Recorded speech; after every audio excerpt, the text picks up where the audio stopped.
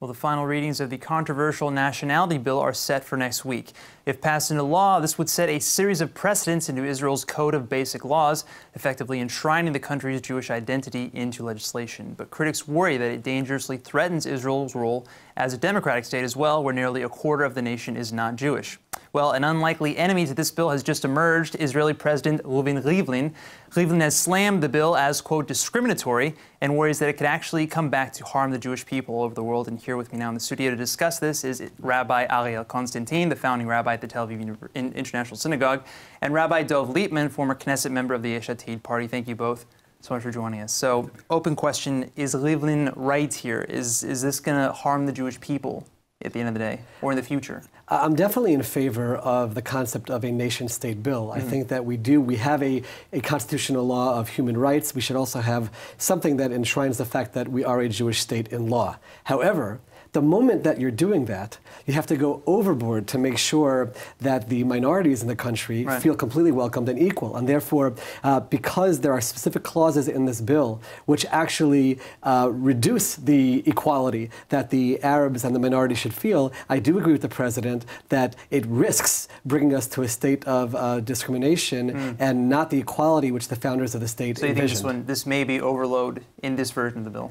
Correct. There's one or two lines that have to be taken care of. Certainly the downgrading of Arabic to a secondary language is just unnecessary. There's no reason we can't keep it as equal status with Hebrew. And the specific clause 7b, which says that people can form by law your own neighborhoods, excluding those who you don't want to be part of you. Those are the two which I feel are harming Israel, and there's no need for them when we're trying to promote Judaism in the state. That's wonderful. But do that, but keep the equality in place as well. Sure, and we'll definitely get to that clause, but first I want to hear your response. How do you feel? I mean, first of all, to establish Israel as a Jewish state, I think is necessary and critical. I think this is a very important law. It's something that's well overdue.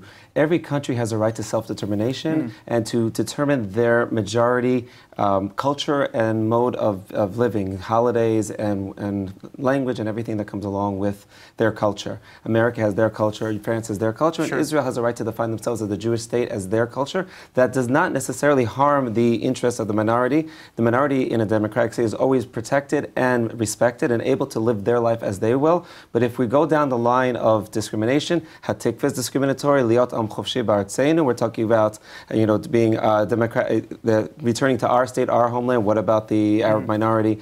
That leads along the lines of Zionism is racism, which we believe, even the law of return could be racist, could be determined as racist, saying that how come only Jews can return. We're defining Israel as a Jewish state. We're respecting the minority. We're enabling them to live as they wish with equal and full rights and absolutely enshrined in law, and should always be the case.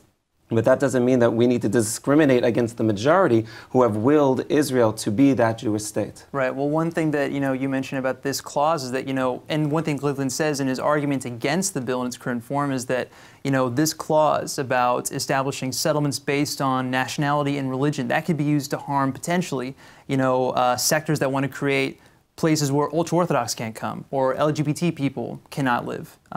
So that's what he means when he says that maybe it could harm Jewish people in the state of Israel and abroad. Do you feel that that's not the case? Any law that discriminates against one particular group is a problem. Right, that's discrimination. Right. That's discrimination. But when a group of people and a larger number say we're banding together and we want to be together as a Jewish, and we're not excluding specifically this population. We say we want to live together and to be able to create a culture that we're living in and we're developing our children and our education under that auspices to the exclusion not of one other but all others.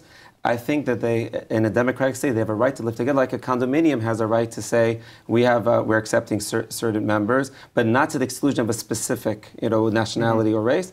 If in general they want to live together and they have a right to do so. That being said, I think that we should enable this while encouraging these groups who are living in a homogeneous society. I've personally always chosen to live in heterogeneous societies. Wherever I've lived, I live in Tel Aviv, I've always chosen places of heterogeneity. But I think that people have the right in a democracy to live in a homogeneous society, and yet we should encourage them to have interactions outside of where they live so that there is communication that builds relationships and that enables them to get to know the other cultures. I think that as well is important because homogeneity can lead to a disconnect in society. Right, right. This is obviously so totally complex, and we're running out of time now. But last thing I want to say is, Israel is unique because it has its principles as a Jewish state with its Jewish identity, and that's what this bill is addressing, but also as a democracy.